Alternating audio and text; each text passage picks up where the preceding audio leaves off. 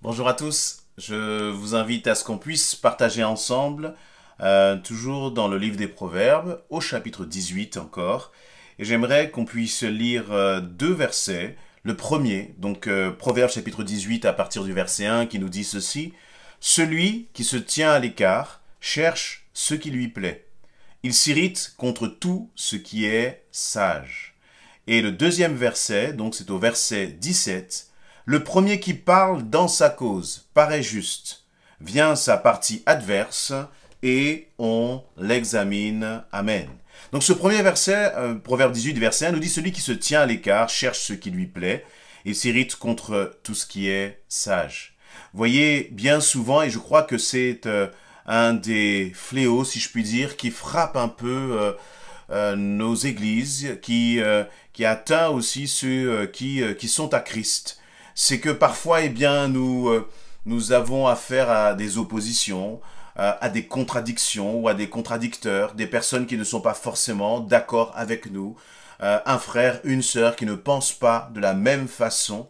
Et là, il nous est dit que celui qui se tient à l'écart cherche ce qui lui plaît.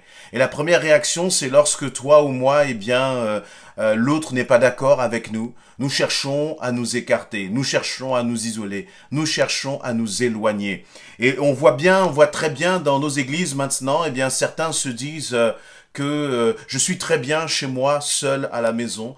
Je n'ai pas besoin de me réunir avec des frères et des sœurs. Je n'ai pas besoin d'être en contact avec les autres. Je suis très bien moi-même avec mon Dieu. Mais je crois qu'il y a là un mensonge vraiment du diable. Il y a un mensonge aussi dans notre mentalité, parce que le Seigneur il dit que attention, si tu aimes te tenir à l'écart, alors tu cherches réellement ce qui te plaît. Alors bien sûr là, ce n'est pas, j'allais dire, un plaidoyer contre la solitude. Il y a des moments où nous avons besoin de nous tenir seuls. Il y a des moments où nous avons besoin d'être à l'écart. Il y a des moments où même nous avons besoin, comme la Bible le dit, de nous tenir au secret, dans notre chambre et de parler avec notre Dieu. Mais il y a la nécessité d'avoir une vie de chrétien équilibrée. Et une vie de chrétien équilibrée, c'est une vie de chrétien dans laquelle tu as cette intimité avec ton Dieu, mais où tu réalises que tu as besoin d'être avec des frères et des sœurs. Et pas pour être avec des frères et des sœurs, toujours pour aller dans le sens de ce que toi tu veux entendre ou de ce que toi tu désires, mais être avec des frères et des sœurs pour aussi être confronté dans tes propres opinions, parfois dans tes propres convictions ou dans ta façon de penser. Être avec des frères et des sœurs pour ne pas faire justement uniquement ce qui te plaît, mais surtout ce qui plaît à Dieu. Et il nous est dit dans ce verset 1, eh bien, ceux qui se tiennent à l'écart, ils s'irritent contre tout ce qui est sage. Parfois, on l'entend assez régulièrement, celui qui se tient à l'écart d'une certaine façon se croit plus savant que les autres, se croit peut-être d'une certaine façon meilleur que les autres. Moi, j'ai compris, eux n'ont pas compris, donc moi, je reste dans mon coin. Alors que la Bible dit attention, parce que celui, en fait, qui se tient à l'écart, en fait, dans son cœur, il est irrité. Il est en colère contre les autres, il est en colère contre l'Église, il est en colère contre les frères et les sœurs, il est en colère contre les pasteurs, il dénonce telle ou telle, j'allais dire, façon de voir et de comprendre la parole de Dieu. Alors que le Seigneur dit attention, parce qu'en fait il s'irrite, non pas contre ce que lui pense être mauvais, mais celui qui a cette attitude de se mettre très souvent à l'égard et à l'écart de tout le monde, il y a un moment où c'est lui en fait qui s'irrite contre la sagesse. Et s'irriter contre la sagesse, c'est s'irriter aussi contre Dieu. Donc je crois qu'il faut là être extrêmement vigilant. Satan voudrait que nous soyons isolés les uns des autres, alors que Dieu a fait de nous un corps. Dieu a dit que les chrétiens, eh bien, c'est comme un corps, c'est comme les membres d'un seul et même corps dont Christ est à la tête. Toi qui as rencontré Jésus-Christ, il est important que tu puisses communier, que tu puisses échanger, que tu puisses avoir des temps de communion fraternelle avec des hommes et des femmes qui sont en Christ. Dieu n'est pas pour l'isolement. Dieu n'est pas pour que, ça veut dire, tu sois là comme à vivre juste avec ta Bible entre Dieu et toi. Tu aimeras l'Éternel, ton Dieu, le premier commandement, et tu aimeras ton prochain comme toi-même. Et à travers mon prochain, à travers mon frère et ma sœur, le Seigneur travaille mon cœur, il travaille ma mentalité, il travaille ma patience, il travaille ma tolérance, il travaille j'allais dire, le fait que je puisse exercer le pardon. Voyez, il travaille, le Seigneur à travers l'autre, eh bien, il travaille le don de soi, il travaille mon égoïsme, il brise mon égoïsme à travers l'autre. Parce que c'est si facile de dire j'aime Dieu et de rester enfermé dans sa maison juste avec sa Bible et de ne jamais prier, de ne jamais communier avec des frères et des sœurs, de ne jamais être confronté aux différences. Nous sommes enfants de Dieu, nous aimons Dieu, mais nous sommes aussi différents. Nous avons une façon de comprendre parfois les choses qui sont différentes, mais à travers ce qui nous unit, je crois que le Seigneur veut aussi que nous apprenions à manifester l'amour, et Dieu manifeste l'unité du corps de Christ aussi à travers ce qui parfois nous sépare, nos façons de comprendre, notre compréhension qui peut être parfois différente. Celui qui se tient à l'écart, il cherche ce qui lui plaît. Qu'est-ce qui te plaît? Est-ce que vraiment tu veux faire plaisir à Dieu? Est-ce que tu veux aussi servir les autres? Alors mets-toi en contact, entre en contact avec des frères et des sœurs, et pas des frères et des sœurs qui pensent uniquement comme toi, mais même avec ceux qui pensent différemment de toi, tant que c'est une façon qui est conforme à la parole de Dieu. Alors bien sûr, lorsqu'on va dire conforme à la parole de Dieu, je crois qu'il y a des sujets sur lesquels on peut s'accorder, que nous pensons différemment, que tu penses différemment de ton frère et de ta sœur, mais ce n'est pas grave. Ce n'est pas quelque chose qui va remettre en question,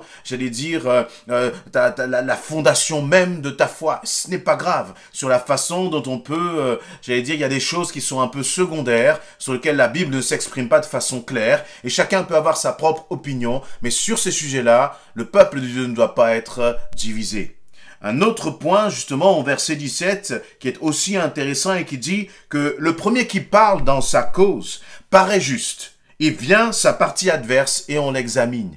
Alors, bien sûr, la façon première de comprendre ce verset, c'est que très souvent, lorsque dans un conflit, par exemple, une personne va venir et te raconter sa version des faits, sa version justement de ce qui s'est passé. Et toi, tu ne vas écouter que cette version, et en fonction de cette version, tu vas prendre parti. Mais Dieu dit, fais attention, parce que ton opinion, ton jugement ne va reposer que sur une version que tu as entendue. Et la réalité, c'est lorsque tu vas entendre l'autre version, alors là, eh bien, tu vas te mettre à examiner et à peser les choses. Et je voudrais utiliser et que nous prenions ce verset d'une autre façon, en complémentarité justement au verset 1. C'est intéressant aussi de réaliser qu'en fait, lorsque je m'isole, eh bien, je n'écoute qu'une version de ma compréhension de la Bible, par exemple. Je n'écoute qu'une version de ce que j'ai vécu avec un frère, avec une sœur, par exemple. Dans un conflit, il y a eu une incompréhension de la part d'un frère ou d'une sœur, et je rumine cela dans mon cœur, et je n'ai que ma version. Voyez? Et le Seigneur nous dit, eh bien, quand vient la partie adverse, c'est-à-dire qu'il y a un moment où il est important d'aller voir ton frère, d'aller voir ta sœur, et de pouvoir parler calmement, avec amour avec lui. Et tu vas voir que lorsque tu vas parler avec lui, eh bien, les choses ne sont pas telles que toi, tu les avais comprises, parce que tu as pris le temps d'écouter aussi sa version. Et en écoutant sa version, tu vas pouvoir peut-être réexaminer tes propres pensées à la lumière de ce que ton frère ou ta sœur t'a dit. Là, c'est dans le cadre d'un conflit avec un frère et d'une sœur, mais je crois que c'est intéressant aussi de mettre cela dans le cadre du couple, par exemple. Voyez, par exemple, il y a eu un désaccord dans le couple. Et au lieu de partager à cœur ouvert, calmement, paisiblement, avec maîtrise de soi, bien sûr, eh bien, toi, tu as ruminé ces paroles dans ton cœur. Oui, pourquoi est-ce que il n'a même pas pensé à me souhaiter un joyeux anniversaire? Pourquoi est-ce que lorsque je suis rentré le soir, il ne m'a même pas demandé comment j'avais passé ma journée? Et puis tu rumines tout cela dans ton cœur. Et puis, comme tu n'as pas parlé, voyez, dans la Bible, il nous est dit la partie adverse, mais ton époux, ton fiancé n'est pas ta partie adverse. Voyez? Et là, même, tu ne lui parles pas parce que tu rumines tout cela dans ton cœur. Et pendant que tu rumines tout cela dans ton cœur, j'allais dire, eh bien, Satan vient et te souffle des pensées en te disant, mais tu vois, encore une fois, il t'a oublié. Encore une fois, il t'a négligé. Tu vois, encore une fois, il n'a même pas reconnu tout le travail que tu as fait. Et puis toi, tu écoutes ces paroles. Tu rumines tout cela dans ton cœur. Et puis à la fin, tu es là comme une cocotte minute qui monte en pression et ça fait boum et il n'y a pas d'explication. Il y a perte de maîtrise de soi et puis la colère commence à prendre le dessus. Alors que le Seigneur dit, viens, la partie adverse, et on l'examine.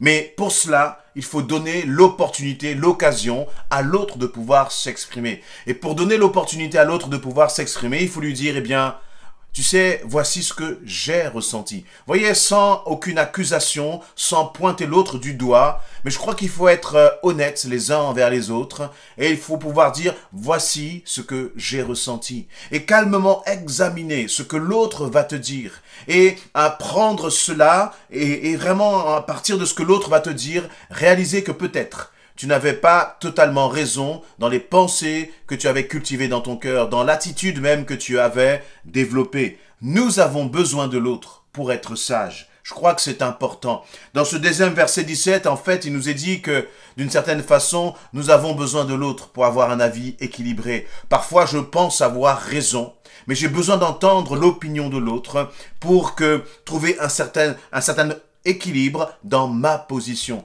L'autre est important. L'autre doit avoir de la valeur à tes yeux. L'autre, tu dois considérer que tu n'as pas tout le temps raison, mais que l'autre et l'opinion de l'autre, même quand elle vient pour te contredire, et j'allais même dire, surtout quand elle vient pour te contredire, cette opinion t'aide à avoir au final une conviction qui est équilibrée. Nous avons besoin des uns des autres, nous avons besoin des contradicteurs, nous avons besoin de ceux qui ne sont pas toujours d'accord avec nous, parce que ça nous permet de dire, Seigneur, ils pensent différemment. Toi, qu'est-ce que tu dis? Voyez, plutôt que de partir, j'allais dire, comme bille en tête et de croire que nous avons systématiquement raison sans écouter l'autre. L'autre est une bénédiction du Seigneur, même et surtout lorsqu'il n'est pas d'accord avec nous, et c'est important de le considérer.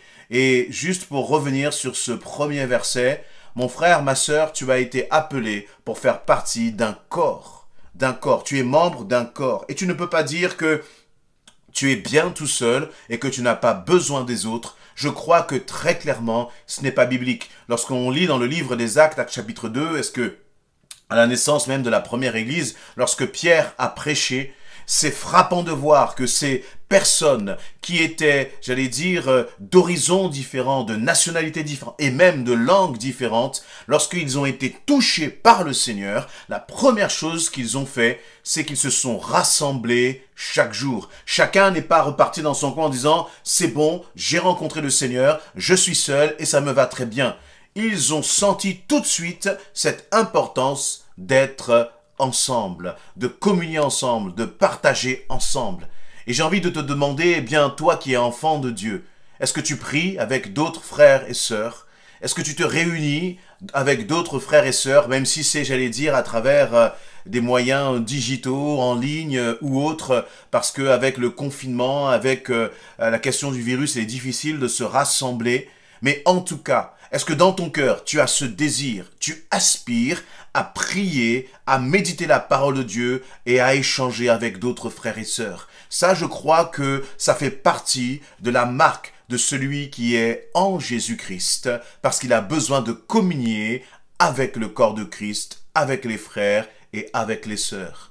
Voilà, ne restons pas isolés, mais vraiment communions les uns avec les autres dans le nom de Jésus-Christ et acceptons que nos opinions soient aussi bousculées par des opinions qui soient différentes. Je crois que c'est vraiment enrichissant. Soyez bénis et encouragés dans le nom de Jésus-Christ. Amen.